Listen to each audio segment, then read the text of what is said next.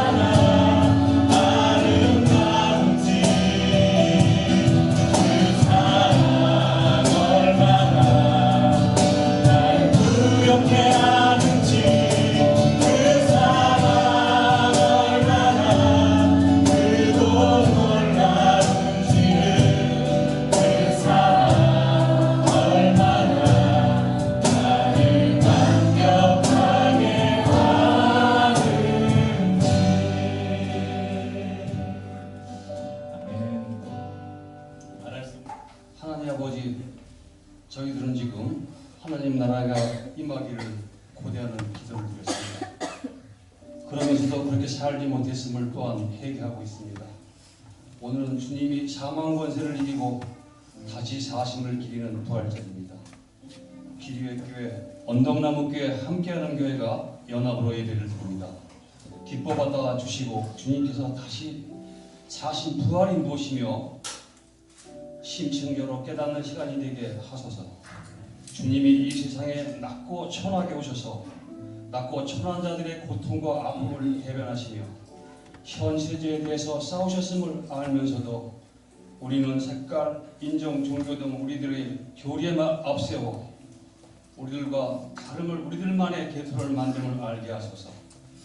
이 시세계부터 광대한 우주를 다 하나님의 창조를 믿으면서도 하늘 나는 새의 길과 산동네로 난 달동네의 길이 다르다고들 합니다. 땅속 깊이 뿌리 박은 실뿌리와 가지 끝에 붙은 마지막 잎새가 한 지체임을 알게 하시고 내 생각대로 보고 내 듣고 싶은 대로 들으려 하면서 그것이 꼭 장이며 기머거리인 줄을 알게 하시옵소서. 같은 상황을 보고도 보는 시각에 따라 각도에 따라서 달리 보임을 인정하게 하시고 진정으로 사랑의 눈으로 보려고 하면 떨기나무에 불타는 모습이 보이고 힘들어하는 약자들의 고통소리가 들리는 법입니다. 정치가들은 나라가 망해가도 최상이라고 말하지만 학자들은 좋은 시절에도 의문을 제기하는 법입니다. 궁극적으로 사랑하면 알게 되고 알게 되면 보이게 되고 보이게 되면 전과는 전혀 다르게 보이는 법임을 알게 하시옵소서. 하나님 아버지, 저희들은 지금까지 교회의 모습에서 탈피해서 새로운 방향으로 나오고자 합니다. 새롭다는 것, 앞서간다는 것, 익숙한 것에 대해서 결별이 두렵고 또한 무섭기도 합니다. 이를 극복하고 이겨나갈 수 있는 용기와 해안을 주시옵소서. 세상에 교회가 존재하는 이유를 알게 하시고 교회는 약자와 힘든 자들을 위하여 존재함이지 건물주지와 권력자들의 거수기가 아님을 알게 하시옵소서. 오늘 함께하는 교회에 김선우 목사님을 단위에 세우셔서 말씀을 듣게 하십니다. 부활절을 맞이하여 예수님의 다시 사심의 의미가 무엇이며 우리에게 어떤 의미를 주는지 소경에 눈이 뜨는 것이 무엇이며 귀가 들리는 것이 무엇인지를 알게 하시옵소서.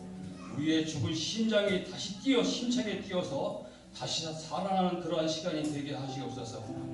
예배의 시정을 주께 의지하며 죽음을 이기신 주 예수 이름 받들어 기도드렸나이다.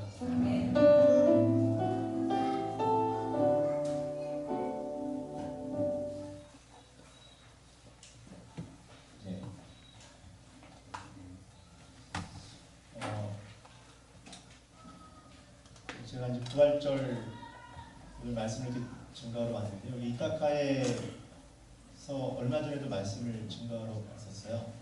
목사님 분 때문에 제가 이타카에서 두 번 설교한 세계 최초의 사람이 아닌가. 부활절 아침부터 헛소리로 오늘 그 말씀을 같이 보려고 하는데요. 오늘 주인공이 누굴까요? 주인공이 부활이라고요? 주인공 뭐 어떻게 보면 맞는데 오늘 특별히 그 나오는 인물이 한 사람 있죠. 이름이 뭐예요? 예, 도마입니다. 도마. 그 도마는 시브리식 이름인데 구글에다가 도마를 치면은 주로 스시집이나 도마 칼 이런 게 참 많이 나와요. 그래서 여러분 치실 때 도마를 알고 싶으면 도마라고 치시면 검색하기 쉽지 않고요.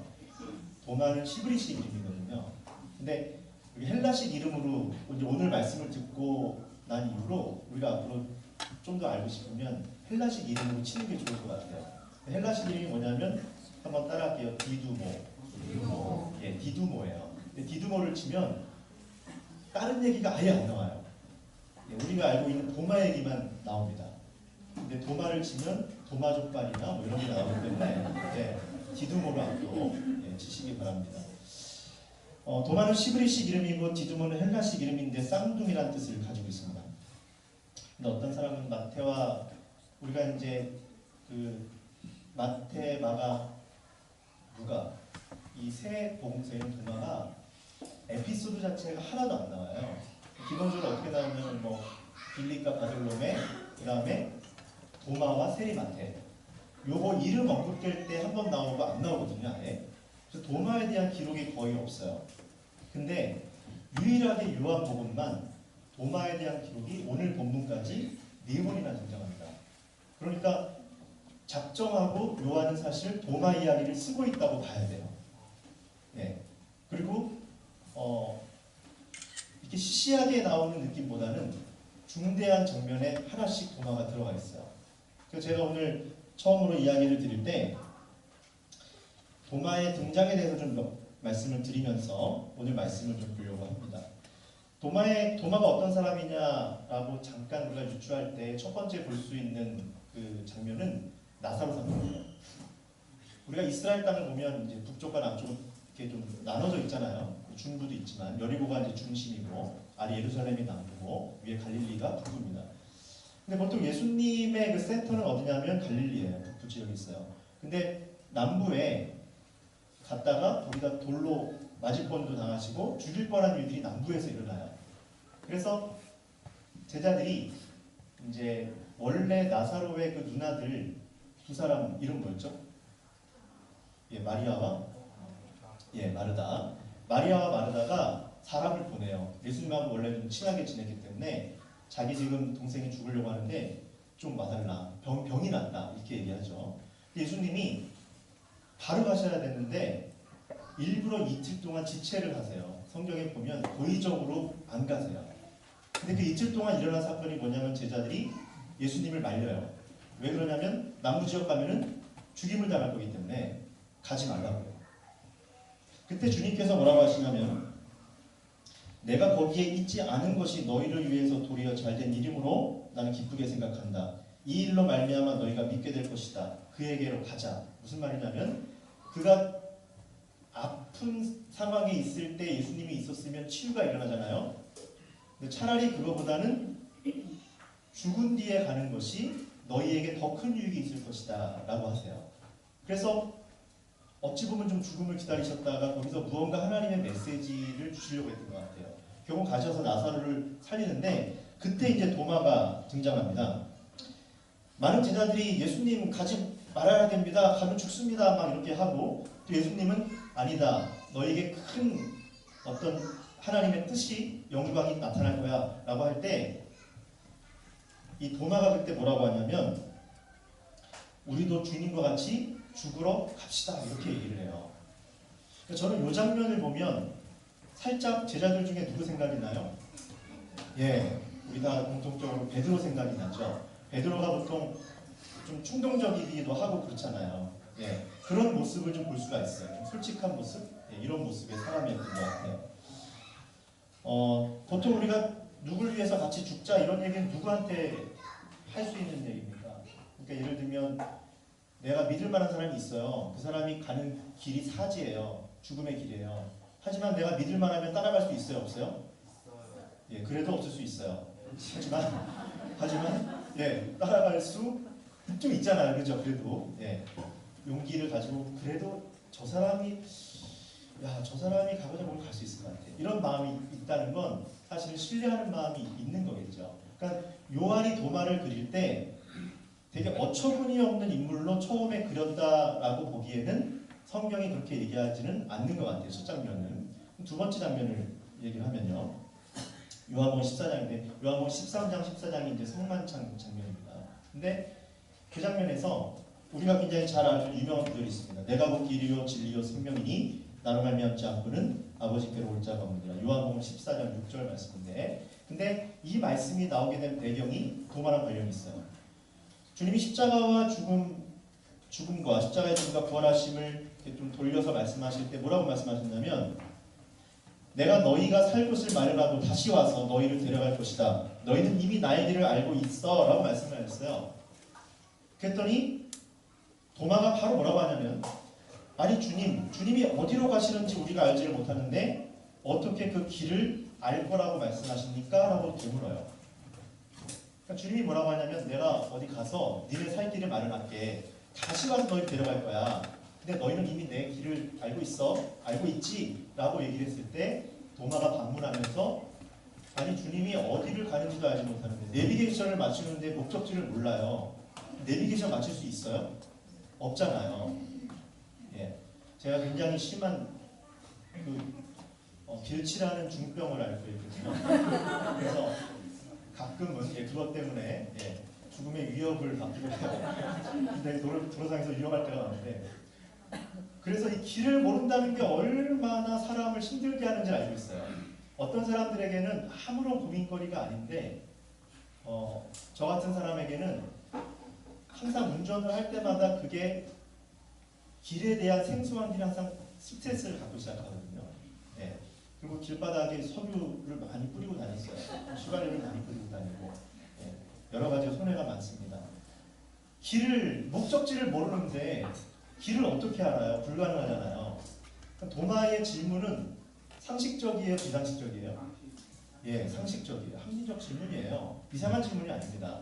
그러니까 요한이 지금 이런 질문을 도마를 되게 어처구니 없는 사람으로 그린 거는 아니라고 생각해요.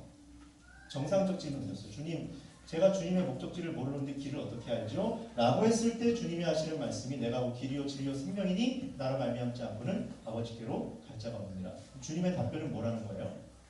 아직 너에게 그 목적지가 정확히 보이지 않았어. 그걸 보인다 할지라도 사실 그걸 알 수 있겠어요? 예. 우리가 그 복음서 장면 중에 주님이 부활하신 이후에 마리아가 주님을 이렇게 잡으려고 했을 때 주님이 만지지 말라고 그러죠? 예. 그게 어떤 거예요? 아직 그 그리스도의 부활 이후에 나타난 새로운 몸과 그 세계에 대해서 무언가 그 이전의 예수 그리스도와 다르다고 하는 것을 이렇게 표현해 주시고 있는 장면이라고 생각하거든요. 그러니까 마찬가지로 주님이 어디로 가는지 바울식으로 말하면 삼층천 하나님이 계신 보좌 그거를 설명해도 알 수는 없어요. 근데 예수님이 그에게 얘기하고 싶었던 건 뭐예요? 내 안에 머물면 된다. 이 얘기를 하고 싶은 거죠. 내 안에 머물면 된다. 제가 항상 부활절이 이렇게 되고 또 부활에 관한 말씀들을 생각할 때 이제 떠오르는 분이 두 분이 있는데 그 중에 한 분이 오랫동안 병상에 누워 있었어요.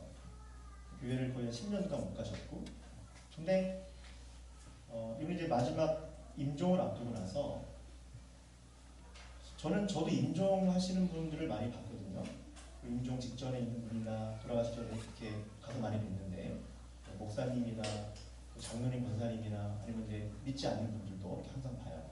근데 제 기억 속에 그다지 담대하게 죽음을 맞이한 분이 거의 없어요. 과연 지금은 그렇지 않은데 과연 나는 그럼 어떨까 가끔 그런 질문을 이제 그럴 때 하게 되거든요. 저는 아직 그 시간을 맞이 안 했으니까. 근데 누구라도 장담할 수는 없겠다는 생각은 해요. 근데 제 기억 속에 죽음을 앞두고 담대하게 저는 괜찮습니다. 저는 이제 너무 기뻐요. 라고 이야기했던 유일한 딱 한 분이 이제 그분인데 그분은 교회를 그렇게 오랫동안 안 다니시고 누워만 계셨어요.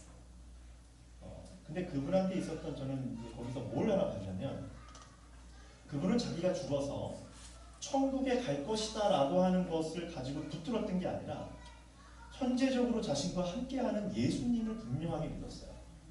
그러니까 그분이 정말 본 거는 뭐냐면 내가 죽어서 어떻게 될까? 예전에 뭐 죽음 후 5분 이런 책도 제가 본 적이 있는데 죽음 이후에 어떤 세계가 펼쳐질까? 그것이 초점이 아니라 지금 예수님과 같은 이런 초점을 가지고 있었어요. 주님이 뭐라고 하세요? 내가 어디로 가는지를 설명하는 게 아니라 내가 길이라는 것을 설명하고 있잖아요.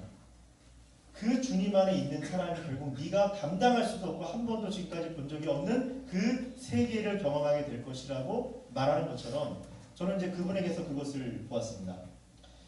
도마의 세 번째 장면이 이제 오늘 본문 바로 전에 있었던 이야기인데요. 요한복음 20장에 지금 오늘 본문의 약간의 흐름을 제가 말씀드리면 다른 복음서에는 전부 다 요한이라는 이름이 많이 등장해요. 근데 요한이라는 이름이 거의 한 번인가 거의 등장하지 않는 책이 사복음서 중에 유일하게 요한복음이에요. 요한이 참 자기를 뭐라고 표현했어요? 주님의 사랑하는 제자라고 자기를 표현했어요. 그러니까 이런 거 보면 요한이 참 자존감이 높았던 것 같아요. 자기 자신을 주님의 사랑하는 제자 이렇게 표현을 했어요. 그리고 20장에 혹시 성경 있으신 분은 잠깐 보시면 거기 안식 후 첫날에 이제 마리아들이 여러 명이 나오는데 마리아라고 이름하는 여러 명과 또 세베대의 아들의 어머니와 해가지고 이렇게 처음에 무덤에서 시체가 없어진 것을 발견하죠. 그런 다음에 이 소식을 제자들에게 알리는데 제자들이 어리석다고 그래요. 헛소리 한다고 그래요. 근데 그때 두 명이 뛰어가거든요. 그 장면이 20장 3절에 나옵니다. 베드로와 그 다른 제자가 나가서 무덤으로 갈 때 이렇게 이제 그 2절에 보면 시몬 베드로와 예수께서 사랑하시던 그 다른 제자에게 달려가서 말하되 사람들이 주님을 무덤에서 가져다가 어디 두었는지 우리가 알지 못하겠다니 베드로와 그 다른 제자가 나가서 무덤으로 갈새 둘이 같이 다름질하더니 그 다른 제자가 베드로보다 더 빨리 달려가서 먼저 무덤에 이르러. 저는 이 장면 보면서 예전에 되게 좀 무서웠는데 그래도 대사도 요한이지 않나요? 근데 무덤에 자기가 더 먼저 갔다 이 얘기 지금 하고 있는 거잖아요. 그래서 그죠? 둘이 막 달렸는데 사실은 같이 뛰었다는데 내가 베드로보다 더 빨랐어. 이 얘기를 여기서 지금 굳이 이렇게 지금 하고 있는 요한을 보면서 참 재밌다라는 생각을 이제 했는데요. 근데 이 요한이 이렇게 이제 갔다 오고 나서 우리가 9절에 보면 이런 말씀이 있어요. 그들은 성경에 그가 죽은 자 가운데서 다시 살아나야 하리라 하신 말씀을 아직 알지 못하더라. 가로로 쳐져 있기 때문에 어떤 사문에는 없다는 뜻인데 어쨌든 이 맥락에서 봤을 땐 저도 이 말이 맞다고 생각해요. 이들이 정확히 그걸 보면서 누가 시체를 훔쳐갔다고 생각했겠지 설마 주님이 부활하셨다고 살아났다 이런 개념은 없었을 거예요. 그런 다음에 장면이 뭐냐면 이제 좀 지나서 19절 이하에 이제 보면은 제자들이 무서워가지고 방에 이렇게 모여 있습니다. 그때 주님이 쓱 나타나시죠. 그러니까 문을 잠그고 있었기 때문에 아마 벽을 통해서 그냥 쓱 나타나신 것 같아요. 이미 부활의 몸이기 때문에 초월적인 몸이 된 거죠. 이 땅에 있지만. 그래서 쓱 나타나셨어요. 나타나셨을 때 주님이 하신 게 뭐냐면 자신의 손과 옆구리를 보여주시면서 제자들에게 자신이 실제로 십자가에서 죽었다 살아났다는 것을 보여주세요. 이 말은 뭘 말하는 거죠? 제가 이제 이건 그냥 개인적인 생각인데 부활 전과 이후에 주님의 어법의 변화가 하나가 뭐냐면 질문을 별로 안 하세요. 그냥 이미 속마음을 이렇게 꿰뚫고 그냥 말씀을 하시는 측면이 더 많아지시거든요. 아마도 저는 부활의 초월성을 조금 더 부각하고 있다고 생각하는데 그렇게 나타났을 때 그냥 보여주세요. 예수님이 제자들을 봤을 때 제자들의 의심과 속마음과 그 상태를 다 아셨을까요? 몰랐을까요? 다 아셨죠. 사람들이 여자의 소리를 듣고 다른 복음서에 보면 그건 너 어리석은 짐이다. 허탄한 소리를 하지 말아라까지 얘기할 정도로 부활했다라고 하는 그 증언들을 바보 같은 어리석은 얘기를 하고 치부했던 제자들의 그 의심과 상황을 다 알고 있었어요. 그러니까 오자마자 그냥 보여주시는 거예요. 자기 자신을. 근데 하나만 질문해 보면요. 유일하게 예수님의 옆구리와 손을 받는지 안 받는지 확인이 안 되는 사람 제자 중에 누굴까요? 많은 사람들이 제자들은 보지 않고 믿었고 도마는 보고 믿었다고 생각하는데 성경을 잘 한번 보세요. 제자들은 전부 다 보여주고 믿습니다. 그러니까 예수님에 보시면 여기 20절 보세요. 20장 20절 21절 보면 이 말씀을 하시고 손과 옆구리를 보이시니 제자들이 주를 보고 기뻐하더라. 이렇게 돼 있죠. 제자들은 뭘 봤대요? 손과 옆구리를 보았어요. 근데 도마는요. 받는지 안 받는지 몰라요. 왜냐하면 도마는 손가락을 내밀어서 내 손을 보고 네 손을 내밀어 내 옆구리에 넣어보라 그리하여 믿음 없는 자가 되지 말고 믿음 있는 자가 되라라고 그냥 말씀하셨을 때 바로 그냥 고백을 해버리거든요. 도마가. 그러니까 제자들 중에 유일하게 명확하게 옆구리를 받는지 안 받는지 모르는 제자는 사실 도마죠. 다른 제자들은 다 보고 믿는 거예요. 그러니까 우리가 봤을 때 도마를 요한이 너무 그렇게 나쁘게 그리고 있지 않다라는 생각이 한편에 더 들고 있습니다. 심지어 엠마오로 가는 제자들 같은 경우는 예수님과 대화를 했는데도 예수님을 알아보지를 못했었죠. 예. 그리고 주님의 제자들은 소식을 듣고 했지만 계속 이게 진짜인가 아닌가 긴가민가 했습니다. 그럼 왜 도마 이야기를 이렇게 요한은 중요하게 붙들고 있을까? 이런 질문을 한번 던져보겠습니다. 요한은 왜 다른 복음서에는 이름 딱 하나 나오는 것 빼고는 아무런 근거가 없는 마태, 마가, 누가는 아무런 부표를 두지 않았어요. 도마에 대해서. 근데 요한은 왜 이렇게 소중히 다루지? 벌써 3번, 4번이나 계속 언급을 하지? 저는 오늘 본문을 이야기하려고 속된 말로 하면 앞에 밑밥을 깐 게 아닌가라는 생각이 들 정도로 요한이 굉장히 의도적으로 여기까지 왔다라는 생각을 하게 됩니다. 사실 요한은 성경에서 요한복음을 썼고 요한 1, 2, 3서를 쓰고 요한 계시록을 썼습니다. 근데 계시록에 보면 숫자가 많이 등장해요. 굉장히 강조하는 것 중에 하나가 교회의 온전함이에요. 온전함. 그래서 우리가 뭐 잘못 이단들에게 오용되고 있는 14만 4천이라든지 이런 것도 전부 다 숫자를 완전 숫자를 막 써서 완전수, 충만수 이런 숫자를 써서 숫자를 구성하고 또 하나님의 빛깔에 대해서 컬러를 막 이야기할 때도 이 컬러가 되게 온전한 빛깔, 12빛깔, 12지파 이야기, 제사장에 있는 보석 뭐 이런 것들에 대해서 계속 강조를 하면서 굉장히 교회의 온전한 구원. 또 요한 보면 어떤 얘기가 많이 나오냐면 하나님이 선택하신 자에 대한 온전한 구원이 일어날 것이다. 한 사람도 아버지가 구원하시려고 하는 사람을 내가 놓치지 않을 것이다. 이런 말씀이 나오거든요. 요한은 교회의 온전함에 대해서 굉장히 중요시 여겼습니다. 사도행전에 가면 12제자가 빠졌을 때 마띠아를 선출하죠. 무언가 성경은 내내 온전한 구원에 관한 이야기를 하고 있습니다. 그런데 우리가 이제 바울 서신을 보다 보면 바울은 이런 이야기가 있어요. 그리스도의 교회가 어떻게 세워져야 되냐고 했을 때 맨 아래 기초는 그리스도고 그 위에 사도들이 어떻게 세울지 조심해야 되는데 그것은 바로 그 반석 위에 세워야 된다. 이런 말씀이죠. 반석 위에 세운다는 게 뭘까? 라고 했을 때 모든 제자들은 그리스도의 십자가의 죽음 이후에 부활을 경험하면서 자신이 옛날에 알던 예수님이 아니라 십자가의 죽음과 부활을 통과한 주님을 맞이했고 그걸 보게 됐고 믿게 됐어요. 근데 거기서 지금 도마가 빠져 있어요. 그렇다면 소위 말하는 사도들, 제자들, 교회의 기초가 돼야 되는 그 토대는 온전하게 어떤 사람들이 이제부터는 교회의 그 토대가 돼야 되고 교회의 그 중심이 돼야 되냐고 했을 때 그것은 바로 뭐라는 거예요? 그냥 단지 십자가 달리기 이전에 주님을 따라갔던 사람들 가지고는 안 되는 거예요. 어떤 사람들이야 됩니까? 그리스도의 십자가와 부활을 목격한 사람, 그것을 본 사람, 만난 사람, 그것을 믿는 자, 바로 그들이 누구냐면 예수님의 제자였고 오늘 도마가 빠져 있었는데 도마가 어디에 합류하게 돼요? 부활하신 그리스도를 고백하는 증인의 자리에 합류하게 되죠. 이것이 교회론적으로는 너무 중요한 거예요. 그리스도의 부활을 목격한 자. 그런데 오늘 기도하실 때도 이렇게 기도해 주셨지만 신층 진리의 이야기 하나 하고 마치겠습니다. 제가 말씀을 한번 쭉 읽어드릴 텐데요. 이렇게 들으시면서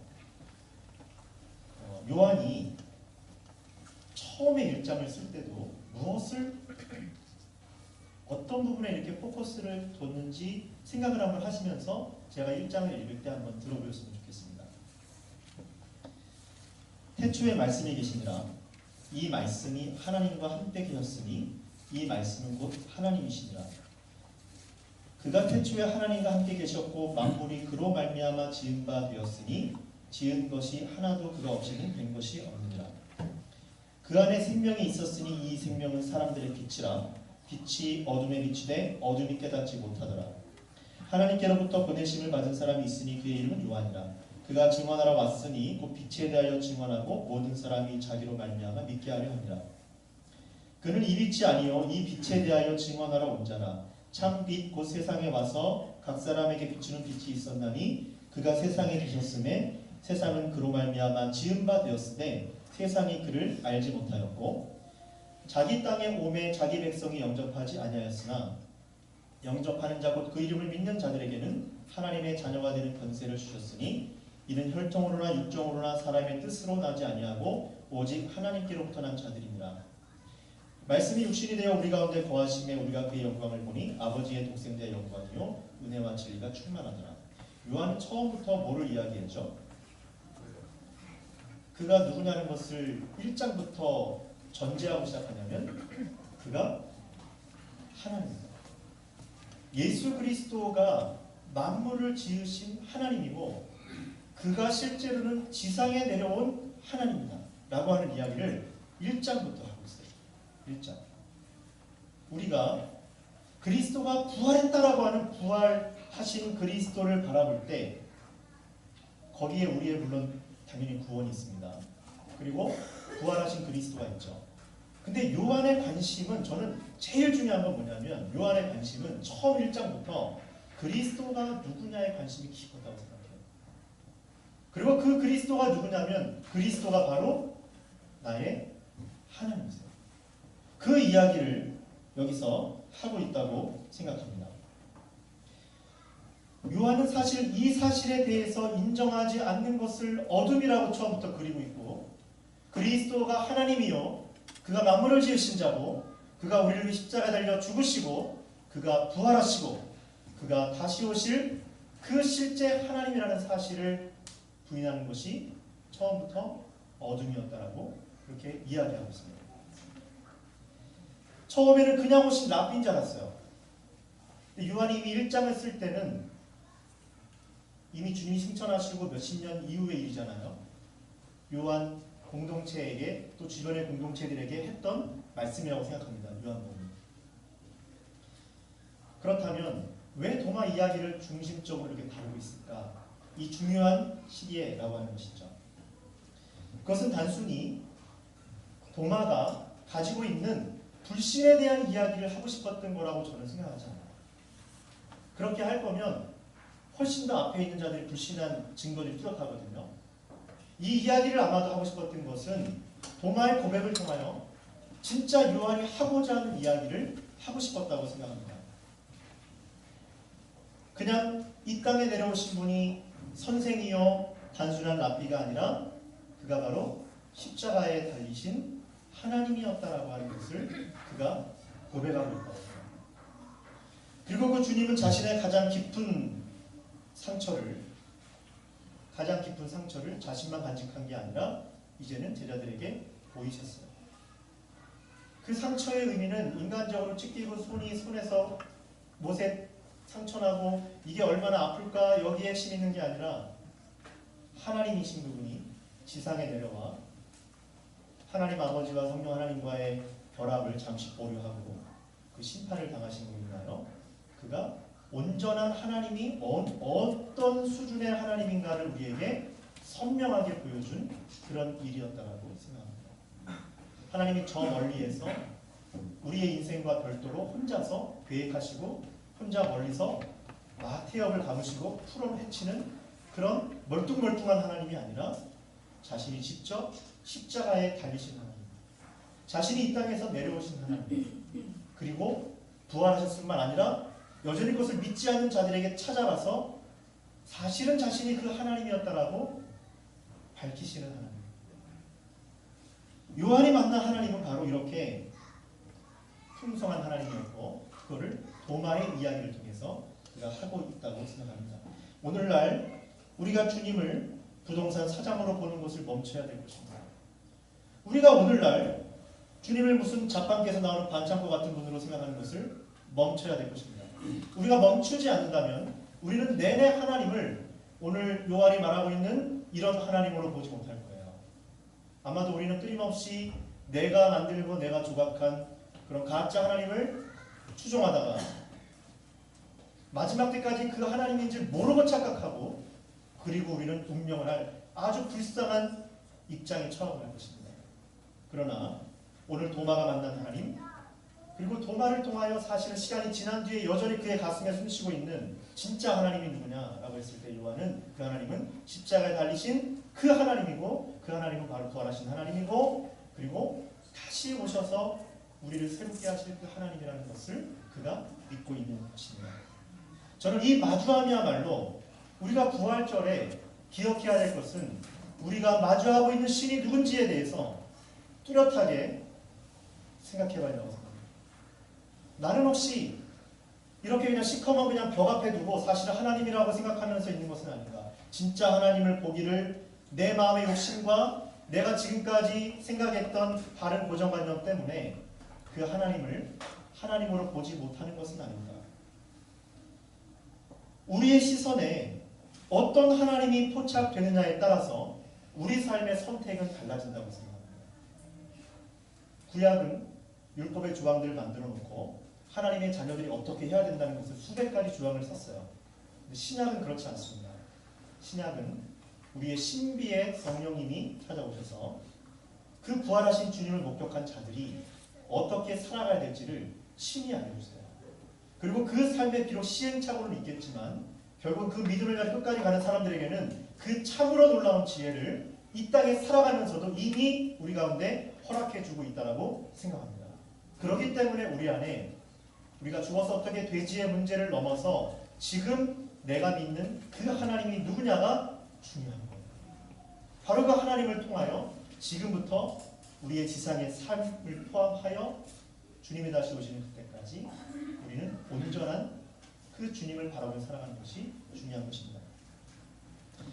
이 마주함, 어떤 식으로든지 이전과 다른 선택으로 저는 우리를 이끌어 갈 것이라고 생각합니다. 이 마주함이 있는 사람들은 아마 이전의 어둠이 부끄럽게 느껴지는 게 당연할 거라고 생각해요. 이 마주함이 있는 사람들은 옹졸하게 값싼 가격에 세상에 타협하는 방식으로 자기를 팔아넘기지 않을 겁니다. 주님의 이름을 부끄러워하지, 주님이 부끄러워하지 않는 것이 더 중요한 거지, 사람들이 보면서 내가 사람들 앞에서 부끄러움을 당하는 것을 더 중요하게 생각하지 않을 거예요.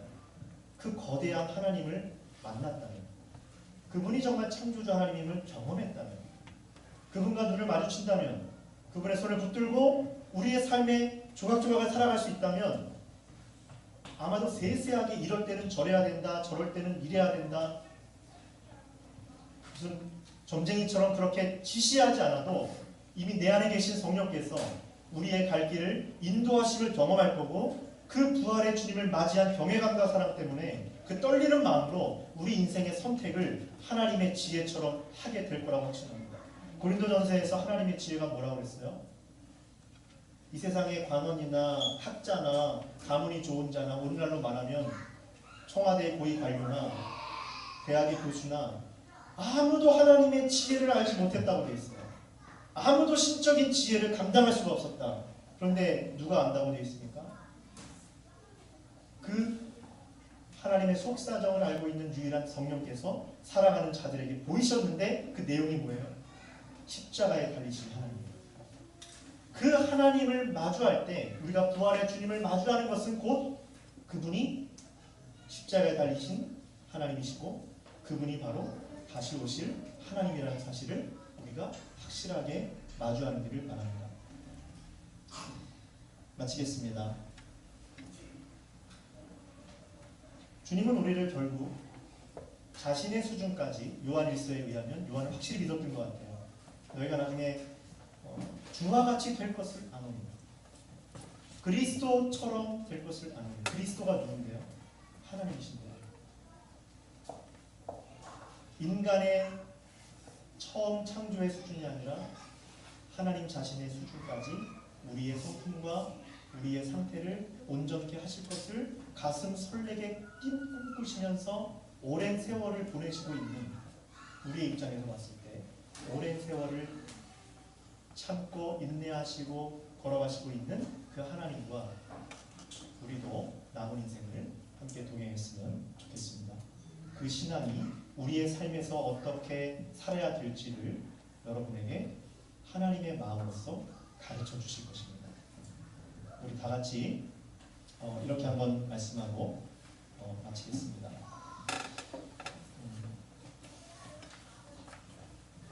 하나님은 한번 따라 한번 해볼게요. 하나님은 십자가에 달리신 하나님이며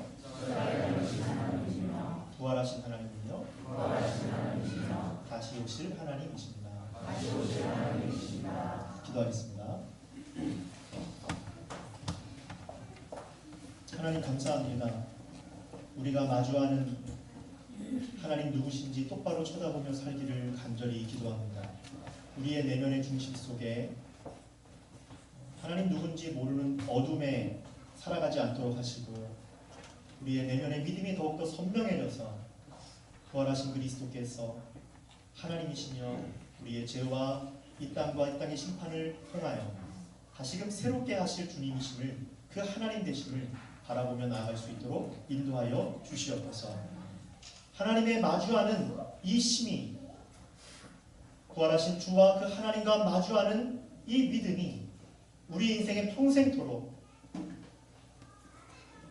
우리가 우리 땅에 살아가는 동안 부끄러워하는 것이 아니라 주님을 드러내며 증언하며 그렇게 당당하고 경외감을 가지고 살아가는 우리의 삶이 되게 하여 주시옵소서. 예수님의 이름으로 감사드리며 기도드립니다.